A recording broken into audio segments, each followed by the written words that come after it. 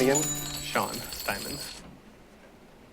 Okay, we're live. Hi, I'm Chris Lethem. Caught up on the camera, kind of got onto me a little bit fast. I'm Chris Lethem. Welcome to The Economy and You. Today's guest is Shawn Steinman. Shawn Steinman is a coffee expert from the University of Hawaii. Not anymore. I didn't Not do anymore. my work there. I'm You're independent. done. Yeah. So what do you do now, Shawn? Now I do have two companies. One is a consulting company where I specialize in all things coffee, helping growers, roasting, retailers, consumers, whatever. And I also have a brick and mortar called Daylight Mind Coffee Company. Daylight My Coffee Company. Yeah. And what does Daylight My Coffee Company do? What does that mean? Daylight Mind roasts coffee. We have a cafe. We have a coffee school. We're actually also a restaurant and a bakery. But I see it as a coffee company, you know. Oh, okay. That's the part All right. I work in. Okay. It's my responsibility. Well, you know, it's a coffee. I thought it would be great to have you on the show because, you know, for me, coffee is a very colorful topic, and I'm a software guy. So if I could get a vein where I could get a coffee feed, I would probably go for it. Never have to leave your desk. Never have to leave my desk. Yeah. You know, I can tell I've had too much coffee though because why? Well, because when I walk into the room, I short out the motion detector. So engineers must hate you for that. And I'm like, you know, people ask me if I want to drink decaf, and I'm like, what's the point? What's the point of decaf, you know? Because you love the flavor. I drink it for the caffeine, man. Some people are in it for the drugs. This is not the first time we've heard this. That's right. Well, for all the medicinal qualities that coffee brings to us today, right? It is almost a panacea, right? So when in the early part of the 1900s, coffee was lambasted a lot. Even the decaf manufacturers really started to give it a bad reputation intentionally. And there's a series of studies in the 50s, 60s, and 70s which were not done great. Mm-hmm. And they sort of suggested coffee was bad for us, but sometimes they didn't separate out co-causes like smoking. And then 80s, 90s, 2000s, we've seen a ton of research that you're alluding to, which shows all sorts of potential benefits. Type 2 diabetes, Alzheimer's, some liver cancers, and memory of things. Memory. You've got to have, one of the things about coffee as a programmer is it gives you 1 or 2 extra IQ points. And that is like, there are times when you need those extra couple of IQ points. Memory is so useful. Yes. So coffee, and then it's also shown to alleviate some inflammation. Yes. On some level, that's what I think is crazy. Which of course correlates probably to Alzheimer's or a reduction in incidence of Alzheimer's. I'm going to lay it out there. I'm not a medical doctor. Right. So right. I've read a bunch about this stuff, but well, not necessarily cause and effect, but they call these correlations, right? Certainly, there's lots of correlations out there. Yes. But there's also a step you have to take of patience because the way these studies are done is that you have thousands of people that are asked to report on their history of doing this, and this. Right. It might happen over years, and memory is not the most reliable thing. But see, if you drink the coffee, then your memory's better. Better. So your results are better. Right. Right? So there's all this great data out there, but you should take it with a grain of salt because it's not like two people were said, okay, you're going to do this and drink this much coffee, you're going to do this and eat these things, and we're going to find out. That's right. So the data looks really great. Right, coffee is going to cure us all of everything, but well, there's antioxidants, right? Lots of them, yeah. Now there are antioxidants before you brew the coffee, and then there's antioxidants after you brew the coffee. They make it into the cup. All the brown stuff that makes coffee brown is largely has antioxidant behavior. Okay. There's other stuff in there too, but the brown stuff. Okay, but it's mostly good stuff for you. Yeah. Supposedly, right? I mean, if you're allergic to something in coffee or to caffeine, or you have high blood pressure, or you are jittery anyways, yes, probably not so good for you. Yeah. Okay. All right. Okay. So. But rarely is it going to hurt you. Yeah. Right? So I should stop feeding my cat coffee then. Well, if he keeps waking you up at 3 a.m, that's probably a good idea. I keep peeling him off the ceiling. So maybe he's trying to catch the geckos, obviously. But there's some indication that it helps with what they call cognitive decline. Yes. There's a good indication that helps stretch it. So does playing bridge and chess, but Yes. Well, in Germany, they did a little experiment where they had everybody learn to play their instruments with the opposite hand. And that actually showed to have promising results. So if you're already a musician out there and you want to, improve, drink more coffee. Drink more coffee and learn to play your instruments with the opposite hand. Musician party tricks. Yeah, and then there's also some correlation to heart disease, the reduction, about 20% reduction in heart disease, which is an interesting correlation. Again, this is all sort of reported statistics, not necessarily well done blind studies. Right, it's epidemiological. It's a word I hate saying. Epidemiological. Can you say that 3 times after you've had coffee? And then the liver likes coffee. Your liver, it does. Yeah, that's kind of interesting that your liver would think coffee is good. But then, the indication is I'm going to drink more alcohol because the coffee in the morning will help me deal with it. I'm not suggesting that. Don't try this at home. Yeah, coffee at night, caffeine in the morning. That's I don't know, man. That might be a little bit tricky. But then there's also something that shows it's beneficial when it comes to gout. I've heard that. I've read that.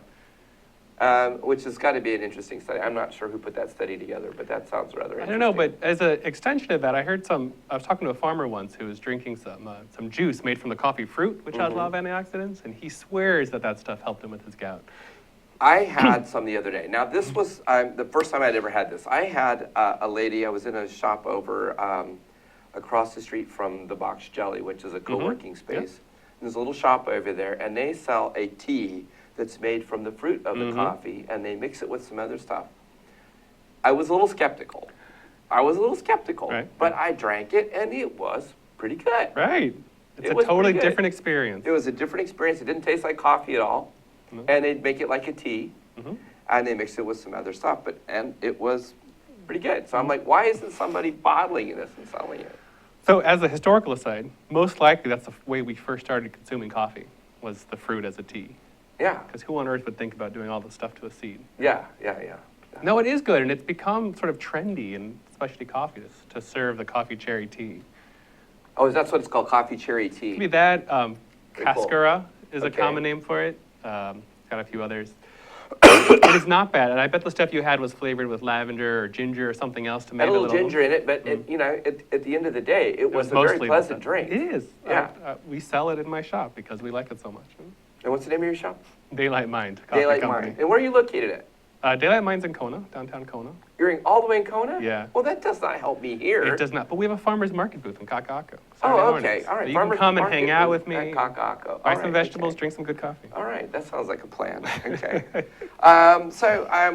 Parts of the world that grow coffee, there's lots of coffee's grown in When I last all counted, sorts of regions. 87 countries, last time I counted. 87. Yeah. Not all of them are commercial growers, Mm-hmm. right? Like Fiji doesn't really have a market for coffee, but they grow some.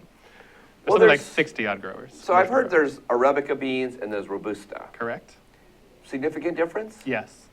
So the difference is on a species level, right? Dog versus cat, Arabica versus Robusta.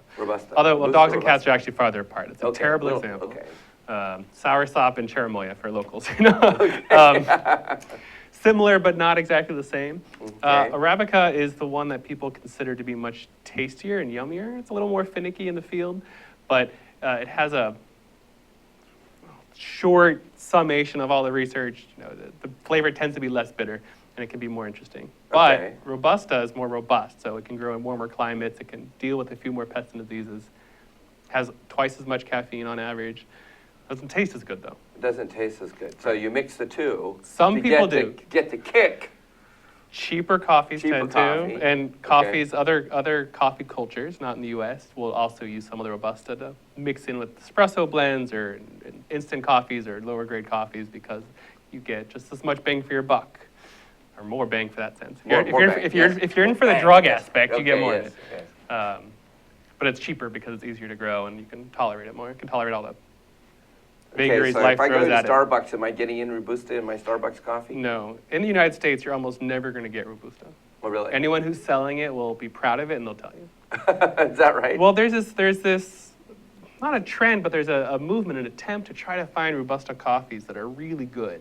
We think they're out there, so there are roasteries who are looking for them and trying to get consumers to think differently about how the coffee can taste. Oh, okay. So it's actually very interesting time for Robusta and specialty. Well, we've been growing coffee in Hawaii for a little while now. It arrived in 1825. And there were people who attempted to grow coffee here, and they failed. Yes.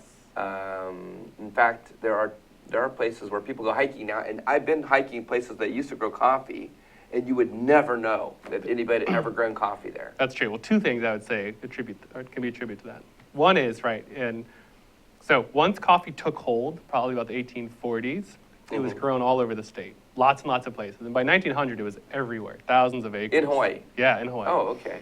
Very common crop. So you can imagine if it was everywhere, it would be easy enough for some seeds or fruits to get moved up on a trail, right? Because if you go up Tantalus where you'll find coffee trees, it's not like there was a farm up on Tantalus, but somehow someone took coffee up there, or birds took it up there, or somehow it got up there. So it moves, plants move. Yeah. So part of it is coffee used to be everywhere, and so it spread to other places. But then in about 1900, sugar became very promising. And most people switched to sugar who could do that. It was more profitable. And then pretty Seems much like sugar cane was much harder work, though. I mean, the amount of work that went into that. coffee has a fair share of work. Okay. I don't know. I think part of it was infrastructure. I think part of it was profits. You know, profits go a long way. You're willing to work harder if you make more money, right? Right. To an extent. To an extent. Yes. Enough, apparently, that people mostly gave up coffee. Okay. The only place that didn't give up coffee was Kona. So Kona basically had coffee growing to itself from like roughly 1900 to about 1980s. Okay. Well, Late 80s. Kona Coffee, of course, has had a reputation as being a really great Yeah. medium body coffee. Drinkable, very Yeah. pleasant, very clean. Absolutely. And part of it was that it was always pretty good. But then it had these, 80, 90 years all to itself in Hawaii to build a reputation. There's lots of reasons we can talk about if you want as to why that might be the case. Now, we have coffee on the North Shore today, though. We do. Five Islands. But it seems to get dissed a little bit. Now, why would you diss coffee from this island and the big island, but Kona coffee is so great and wonderful? Is this a reality? I mean, is there really a difference in the coffee? Yes, there's definitely a difference. So I think there's two reasons. One, when other areas in Hawaii. Sorry, I didn't mean to diss your coffee. No, it's a great question, but it's hard. It's a hard answer. Yeah. Because it's complicated. So I think two things are going on. One is when the state started diversifying, right? Coffee left Kona and started reappearing other places. Maui, Molokai, Kauai, here. Yes. These new farms were experimental in a way. They were diversifications from big companies who didn't have a lot of experience with coffee. So they're trying stuff. They're trying new things, so they knew sugar and pineapple were leaving. Yeah. Right. So they tried this coffee thing and it didn't always work out so well. They didn't really have the knowledge and the experience necessary. So why wouldn't they just go over to Kona, grab some of those and bring them over here? They did. But there's more to it than just, coffee isn't like an apple where you pick the apple off the tree and you eat it. Right? You pick coffee off the tree and then you have to do a bunch of stuff to it. Right. And there's a lot that can happen in that set of processes that could influence the flavor in a way you may not want it to. So if you don't nail every step of that production chain, then you get coffee that may not taste as great as you want it to. That's one thing. The other thing is that there is a true interaction between the coffee variety and the place. So coffee grown here in the North Shore is a very different climate than in Kona. And those are real differences. And so coffee fanatic might taste them both and think the Kona one is much more interesting and that the Wailua one's not as interesting, and therefore they'll think it's not as good. So there's some value in having a really screwed up palate because I can either love them both or hate them both. Right. And I don't have to worry about it. The way I think about it is that there's all kinds of people who want all kinds of things, and there's not that one coffee is better or worse than the other, but they're different. Who gets to say what better is, right? Right. So when very philosophical. Right? Well, it sounds like it's a sort of a connoisseur kind of thing. But now let's talk about within places like Mexico or Puerto Rico, when people go shopping for coffee, people who shop for coffee, I guess distributors or wholesalers, do they look for certain things in different places when they're looking at coffee? So historically, there's been a notion that coffee from Mexico or Costa Rica or Ethiopia or Rwanda or wherever has a certain taste to it. So buyers would go and look for certain characteristics that people have learned to expect, and then make sure there weren't any massive defects or off flavors Okay. and say, we're going to buy this and we're going to sell them. This is going to be Mexico. This is going to be Mexico. And hopefully you'll coffee. always think of this coffee as Mexico or Colombia or Brazil, wherever it is. Okay. Right? So we're going to go to commercial. Okay. We'll be right back. We're going to talk a little bit more about coffees from around the world. I'm Chris Lethem. Aloha, This my is name The is Economy Miley and You. Scarpino, and I'm the And we'll host be of right the back in Power 1 minute, Hour. so stay tuned. If you're Aloha. interested in health,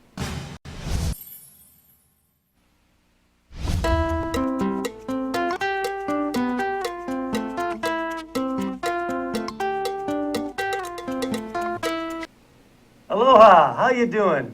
I'm Gordo the Tech Czar, here on ThinkTech Hawaii, where we co-host Hibachi Talk, where we talk about technology and bring in all kinds of cool guests. Also, my co-host with me today is Andrew the security guy. Thanks for watching. Thanks for watching ThinkTech Hawaii, and thanks for watching Hibachi Talk. We also have Angus. And you there, lad. It's Angus. I bring in all kinds of wee things. Oh, look, you see my lips moving.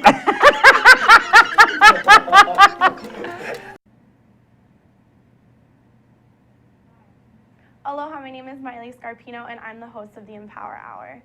If you're interested in health, nutrition, fitness, here on the island of Oahu, want to learn more about places to train at or different trainers available, then watch my show on Fridays at 3. We have a great time, and I hope that you'll come join us. Much aloha. Now go get swole. Hi, welcome back, folks. I'm Chris Lethem. This is The Economy and You. Today's guest is Shawn Steinman. Shawn Steinman is an expert on coffee. And so, Shawn, I need to ask you a question. You had on your business card, it said Coffea. Mm-hmm. And Zuri is dying to know, in our studio here, Zuri's dying to know why there's an A in Coffea. That's a great question. So it is a nod to my academic background. So I have a PhD in horticulture, and I'm a plant person at heart. I'm a biologist at heart. Okay. And Coffea is the genus name of coffee. So, you know, we're Homo sapiens. Homos are genus. And for coffee, it's Coffea. It means homo means smart, right? Something like that. Yeah.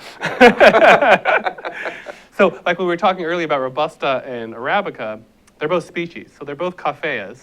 Okay. One's Coffea arabica, and the other one is Coffea conifera. Robusta is a common name. This is all Greek to me, or Latin. Latin. Latin to me, There you yeah, go. it's all Latin. So that's all. I just wanted to let people know, as my business company, I'm a coffee expert. I have a nod to my academic botanical background. But So it's do you horrible like 'cause getting your hands everybody in the soil? misspells Do you it. like getting your hands in the soil? Yes, I love it. Do you? Yeah. There's that. Well, with coffee, it's particularly great because it doesn't flower for very long, but the flowers smell amazing. Yes. Really, because they're related to gardenia. Oh, really? Yeah, they're the same Oh, family. that's an interesting thing. So can you make a lay out of the coffee flower? Is that possible? Good Could you do question. it? And what Could would you? it smell like? That smell would be good. very good. That would If be you ever very get the chance to interesting. go into a coffee field during flowering, it's amazing. Okay. So flowering's great. They're handsome trees. I'm obviously very biased towards coffee, right? But aside from that, yeah, the smell of dirt and the grime under your nails and the creation of something to look at or smell or eat. Oh, You know, when really I was works for me. when I was a kid, we had our own garden, and we would plant potatoes and onions and corn and all this stuff. And then when we would get sent out on hot summer days, when my mother was tired of us being in the house, to go pull weeds out of the garden, and then my uncle, who was just a couple years older than me, we discovered that we could pull the onions out and eat them right out of the dirt. Wow. And then we started doing that, and then we didn't have to go pull weeds anymore because we would eat all the onions. Because there's nothing to weed around, right? That's right. Clever. Were they really hot and burning? No, they weren't actually. They're the long, skinny onions, and you would Oh, just okay. pull them out and just chomp on them, you know. Nice. So yeah, pull the dirt off, and just go for it, you know. But then when my mother we had discovered that, she put It's a whole some new aside. level of torment you Yes. received. Find new ways to torment my mother. So the coffee industry's been around here in Hawaii for some time. We were growing coffees on the different islands, and it's been interesting because we're not only growing coffee here, but we're growing cocoa, cacao, Yep. tea. And this goes to something we refer to as sustainability, right? This is part of our intent to create more sustainable crops and diversification of our crops. Is this successful? Or what we doing with all this stuff? Is it going Yes, well for us? I would say yes. So, and I say that because, when I moved to Hawaii 15 years ago, I moved as a bright-eyed, bushy-tailed grad student. Cacao was not happening. It was around, but it wasn't happening. Now we have lots of cacao farms on various islands. We have lots of people, lots of chocolatiers. Yeah. Like it's a real industry. It's growing. Mm. Same with tea, right? There's a handful of tea growers. Not a lot, but they're selling their tea on the world market. And it's there's getting grapes. a reputation. There's grapes There's here. grapes. There must be making something out of those Right. grapes. We almost had blueberries. We were this close. Oh. I know. Wouldn't that be great? Yes. The diversification is really important. It is happening, especially, and it goes along not just with sustainability as a economic model idea, but as a the farm to table movement of people wanting to have fresh, good things that their neighbors produce. Right, Right. right. So I can get chocolate and tea and pineapples and all these things that are local, that are generally yummier, and they help my neighbor, right? Like, Yes. I want my neighbor to shop at my store. Mm-hmm. I should go shop at my neighbor's store. That's right. That's right. So diversification is good because at some point, imagine the original Hawaiians. It's a lot of taro they had to eat. Go in their friend's Yeah, store. man, that taro. Oh, my point's that had to better than get your old point. after a while. We're very lucky, right? And we have all these Yes. climates that we can grow stuff in. Yes, yes, yeah. And there wasn't a lot of diversity when the Hawaiians were here No, by there wasn't. themselves. We are So spoiled rotten. imagine they got really upset. The guy would come home and he says, "What are we having for dinner tonight, sweetie?" "We're having poi." He said, "Oh my God, we had poi last night." Matter of fact, I had that for breakfast. That's right. No, people complain about how, we buy food from all over the world, right? Any time of the year you can get strawberries and grapes and apples and whatever. And, the good thing about that is that we get that all the time, even if it comes from halfway around the world. Yes, yes. But And we grow watermelon here too now. We do. don't We grow a lot of good stuff. Yeah, yeah. And we're never going to grow everything we want, honestly. Well, that's kind of good too. 'Cause, we do want to have a little. We want a diverse economy. We want to do more than diverse agriculture, economy, but right? we don't necessarily have to do everything. But we have the Yeah. diversity. We're getting there. I mean, Yeah. we're there and we're getting there more so. Yeah, And that, I yeah. think, is valuable and important. But getting back to the wonderful world of coffee. All right, if we- Yes, the wonderful world of coffee. I tend to drink too much coffee. I think sometimes to the point where, caffeine would probably be a depressant for me. But anyway, we're looking at coffees in places like South America, Africa. And when we talk about the sort of economies of these coffee growers, is there any movement or anything that we could be doing better to sort of have more equity for the farmers? Relative to how we live. Yeah, or at least get them a bigger portion of the pie. So, because, if you think about it, if a farmer is making very little money, well, he relies on this money to educate his children, to make sure that they've got health care, Healthcare, education, these things can sometimes be totally non-existent. Healthcare is non-existent in most places. Yes. Education might be around. So, right. So just to paint the picture, right? Uh-huh. Farmers in the United States live like Americans live, right? They have houses, they have cars, cell phones, TVs, and that's wonderful because we all believe that's sort And of a big minimum. satellite dishes, huge satellite dishes, yes. And cute little dogs with Yes. gold watches. To us, this is the way life should be lived, no matter what your occupation is. Yeah, we have a discrepancy in income, but still, there's certain minimum things that we expect. And you go to another country, a developing country like Guatemala or Ethiopia or Mexico or whatever, and you go out to these small farms. You have these people who live, and this is not 100% true, but largely from what I've seen in my travels, that you have a lot of people who probably don't have electricity or running water. They live in maybe 1 or 2 room shack-like things. Roads are there, but when the rains come, it's pretty And gnarly. maybe not there after the rains come for a while. Yeah, Yeah. Walking to town could be 30 minutes to an hour to the closest sort of civilization. It's a totally different way of existing. And, we're so obsessed about our coffee, and we think about how much that one little farmer in his one little patch of land earns on his coffee, or maybe everything. It's remarkably less than we can imagine. And it's a livelihood which we can barely imagine. So when you ask, is there some equity out there in the world? I want to believe yes, right? I want to believe that everybody could live the way we live. Starbucks has just raised their coffee prices again. I mean, come on. I mean, they raised the prices of I'm going in for a tall cafe mocha, and I'm dropping more than $5. That's true, but you're also paying for milk and the sugar and the chocolate and the cups and the electricity and the rent and the barista's wage. And the internet access. Don't forget about the internet access. Yes. It's so common that we see coffee prices in the U.S. either per cup or by pound, and we think, oh my gosh, I just spent $15 a pound on that coffee, and the farmer made like 30 cents on that. And it's almost impossible for us to really wrap our heads around. And yes, could we pay the farmer more, and could we pay more for coffee? Absolutely. But capitalism doesn't work that way, right? Capitalism, when you're on the positive side of it, Yes. says, I'm going to pay as little as I can for this thing and sell it for as much as I can over here. Well, one of the issues I have, is really, farmers don't have a lot of access to credit. Correct. And you're in a third world country or a developing country. We want to say developing country. It's more PC, right? But the thing is that if they run out of money before the next harvest, are they susceptible to being really taken advantage of? Yeah. And is there things that could be done? Are there things that could be done to shore him up and provide him some level of security so that he either has a better management of the resources that are available to him? It's actually a really great question. It's very timely. In the specialty coffee world, there's been a number of big roasters, like Blue Bottle's a good example, that have gotten big venture capital investments for them to expand and do all this stuff, which is great because, they buy expensive coffees and it's really good and blah, blah, blah. It helps create this yummy coffee thing. Yes, we all like yummy coffee. We do. But the flip side is, someone asked, it's great that, Westerners are getting all those venture capital funds, but is there a way to do that with farmers? Can we invest in farmers directly?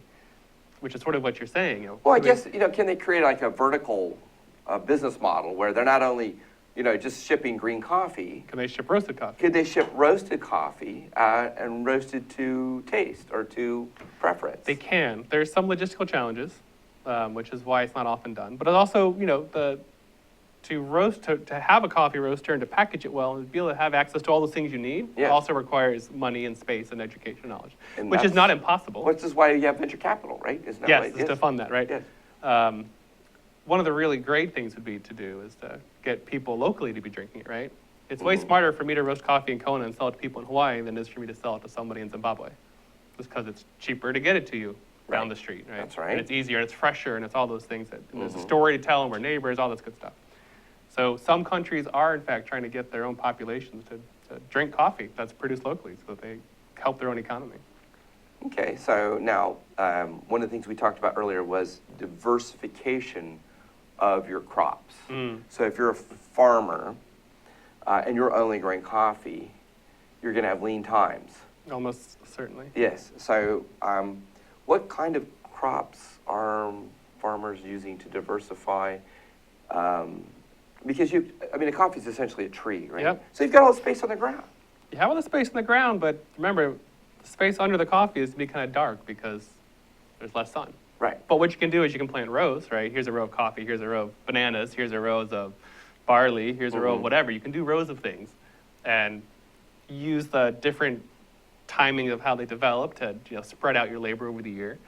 Now, every time you get a new crop, you have to get maybe you might need new tools, you might need new experience, you might need to find the new market. So it's not just as easy as throwing seeds in the ground. Well, that's right. And of course, these okay. are susceptible to diseases that are in that particular all the area. vagaries of nature you have to deal with. Right. So farming is not easy because there's telling so you, much out of your control.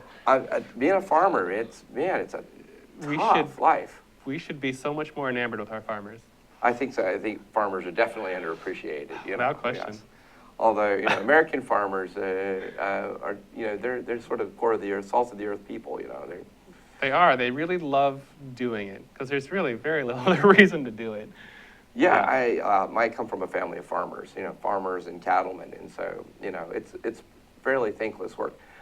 But at the same time, you start early. You start early. You start early. And when I could pick up a bucket that had something in it, I was immediately, how do I want to say that? Invited to Yeah, I was contribute. volunteered. Yes, I was volunteered to be a part of the work. Well, not only that early age, but early in the day, right? You're probably up before the sun. We were up before the sun, and the only ones that got up earlier than us was the women who cooked the food. because we had to get up long before sunrise, and I know we were up at 5, and the women were up at 4:30, which is an ungodly hour. It is, and you could do it, for months on end till you get your crop all taken care of. Yes, that's right, and you don't put in an 8-hour day as a farmer. No, that'd be dreamy, right? No, yeah, and it's long and it's dangerous work. It is, and then once you get so you do this hard work, you paid for all the equipment, then you have to Yes. sell it somewhere Mhm. and get a price that makes it all worth it. So Or- co-ops, now, are co-ops, in the mainland we have co-ops, or here in the US we have co-ops. We do. Are countries like Ethiopia and Yemen and places like this, are co-ops viable for them? They're very common. So I spent a lot of time working in Ethiopia, and I've worked with two kinds of co-ops. So you have a region full of coffee farmers who have, a smattering of trees, an acre or two, whatever. And there Okay. can be hundreds of them who are part of a co-op, and that co-op, Well, let's do this. We're going to talk about this. I want to talk about this, but we got to go to commercial. all right. So hi, folks. I'm Chris Lethem. This is The Economy and You. And stay tuned. We're going to be right back, and we're talking about spilling the beans on coffee. Here's the deal. I'm Jay Fidel. I'm the host of Hawaii, the State of Clean Energy, which is the Energy Policy Forum's program on Wednesday. That's how we call Wednesday Energy Wednesday. We call it Energy Wednesday every Wednesday. Are you surprised? Okay, and we get guys like Jim Alberts here from Hawaiian Electric who can tell us what's really going on in energy. We want to be informed. It's so important. It's the most important initiative in our state. Clean energy is major, okay? And that's why we cover it on this show. That's the deal. What do you think, Sharon?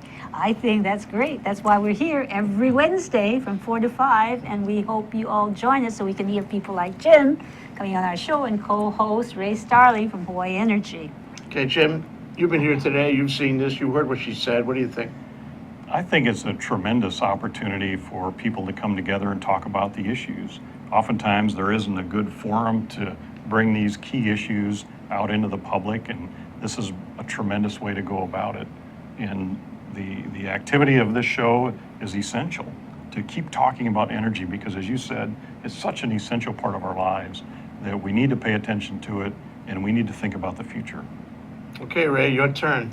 Well, this is a special time in the history of Hawaii where we're making some pretty radical changes in the way we use energy and generate energy.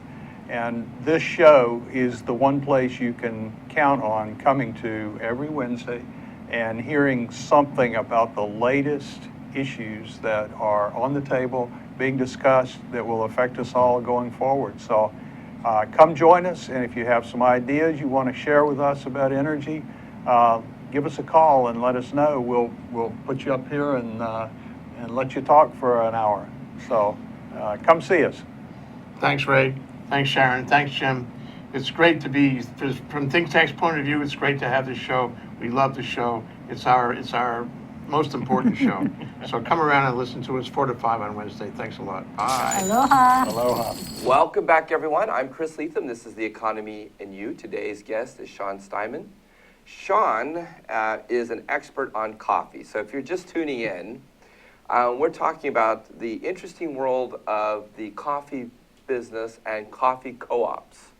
So, and I interrupted you to go to commercial, but now that So let we're me back up. So let's back up a little bit and catch up. All right, so imagine you're this little tiny farmer in Ethiopia. You have, your little house. You have maybe, 50 trees, 100 trees out in your So yard. I can imagine I'm standing there on 1 foot. Excellent. Okay. So you and your 100 trees don't produce a ton of coffee, and you don't really have access to anything to get it anywhere. So you might be able to pick it, but then what? So a lot of these farmers do band into co-ops. Hundreds of farmers will band into a co-op, and they'll sell their coffee to the co-op. Basically, they sell a fruit to the co-op. Right. And then the co-op has a big building in the mill, and it will turn it into green coffee, which So is do they sort of shell? they get the seed out, they do stuff to the seed to get more layers off. It's a condensed version. So they turn it into this little green seed, right? So Right. Basically, you get all the layers off, you dry it down. That's what the co-op itself will do. Okay. And then the co-op, now that you have the coffee from hundreds of farmers, you actually have a sizable amount. So as a co-op, you can now market your coffee to people who need to buy large amounts of coffee. Mm-hmm. So this is very common to have coffee co-ops all over the world. And then sometimes those co-ops are part of a bigger co-op.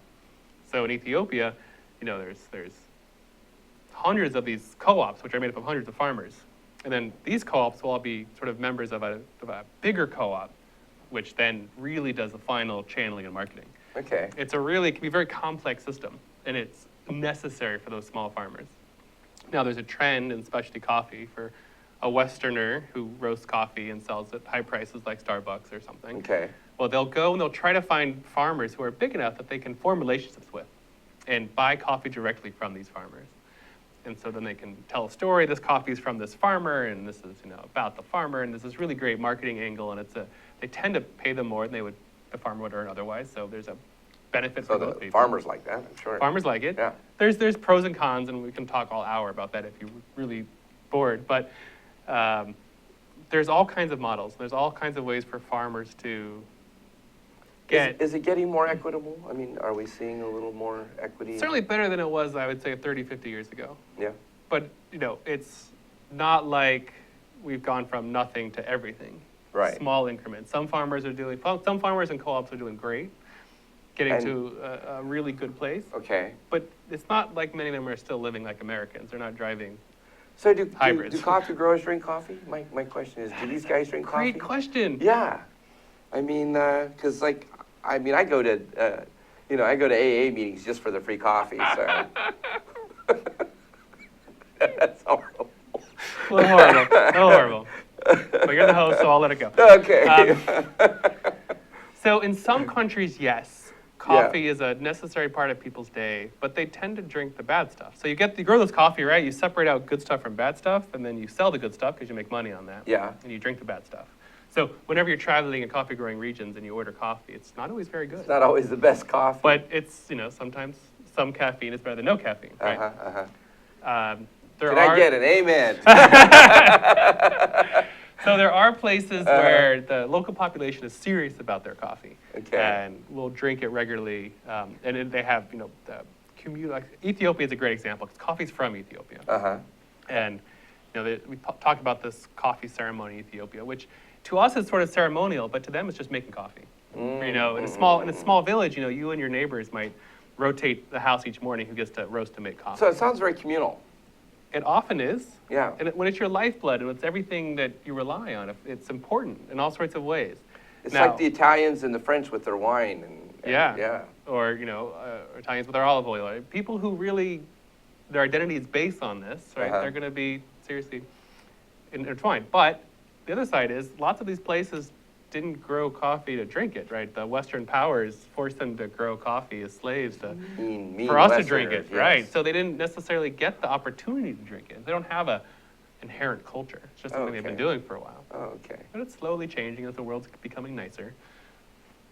And some In countries parts, are in very parts, clever. yes. Brazil's a great example. I remember I was in Brazil a few years ago, and somebody was at a conference, and one of the stories was that some regional governments were partnering with elementary schools to get coffee to be served in elementary schools so that as these children grew up, they'd be coffee drinkers. Yes, and they would have better memory. Right. Yes, better at least in the students. short term. Yeah, And stay awake during school and then get sent home to their parents. And where they go home. Be monsters.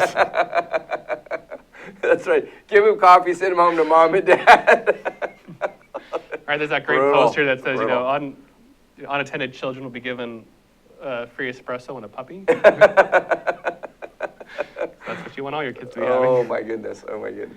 Well, so we've talked a little bit about the business of coffee. We've talked about sort of the medicinal qualities of coffee. Where do you see the coffee industry going? I mean, we have a Starbucks next to Starbucks these days. Is there still growth for the coffee industry? Do we need to change our business model? What are we going to do now? It seems ubiquitous. Wherever you go now, there's coffee. We're going to see... Well, let me look into my crystal ball, which is kind of shattered, but I'll try anyways. Okay. And part of my crystal ball is my wishful thinking, right? So we see lots of places we have little coffee shops all over the place. And there's still room for some more. Because I've seen them under stairs. I mean, Yeah. somebody puts a coffee shop under the stairs. Because you don't need much space, And it's a right? Starbucks. I'm like, yeah, I guess not. But also, if you pay attention, though, you'll see that most places don't just sell coffee, right? They sell pastries or food or teas or whatever, because just coffee isn't enough. So where I think we're going to see a lot of growth and expansion is in food places that are going to start paying attention to coffee. Right? You go to a fancy restaurant, You get Yes. this, you spend a lot of money on this amazing meal on really the chef has really worked out the wines you should be drinking. Yes. Everything is thought about very carefully. And you get this terrible cup of coffee because a chef just hasn't thought about it. The chef doesn't think about coffee, or no one said to the chef, gosh, I would be happy to spend $1 or $2 more, right? Because out of my $100 I just spent for me and my partner, what's another $3 for a better cup of coffee? That's right. Now, I will put a plug in for Wailana Coffee House. The Wailana has pretty good coffee. See, I think Wailana, I think all you can eat pancakes. Yeah, well, pancakes are awesome, and the are Pancake awesome. House also has great coffee. So another plug. There's a couple of places here locally where you get great coffee, besides Starbucks, of course. But I think we're going to see restaurants and traditional food establishments upping their game when it comes to coffee. And I think that's where we're going to see some of our growth, certainly in this country. In other countries, you're just going to see coffee consumption. And some countries outdo us, right? We are not the world's biggest coffee drinkers. You've got to be kidding Not even me. close. Really? Yeah, the Finns actually take the record for Finns. coffee drinking. Yeah. You can imagine the climate there, especially in the winter. You need Well, something. it's cold. Yes. It's cold and dark, a lot of Yes, dark. and Sweden is depressing. pretty cold and dark, Yeah. and Norway. and All those places Nordic like- countries are yes. serious drinkers. So coffee, I guess, would be important if it's dark, 22 out of 24-hour day, and you would get a little depressed. You need your sauna and your coffee And to your get you through the day. Yeah. It definitely, and we're not the oldest country, so we don't have the oldest history of coffee drinking. We have, and our history of coffee drinking is pretty lousy coffee. Right after World War II, and we got like the Well, Folgers, I remember, and my dad would get up early in the morning, and I would hear the percolator go.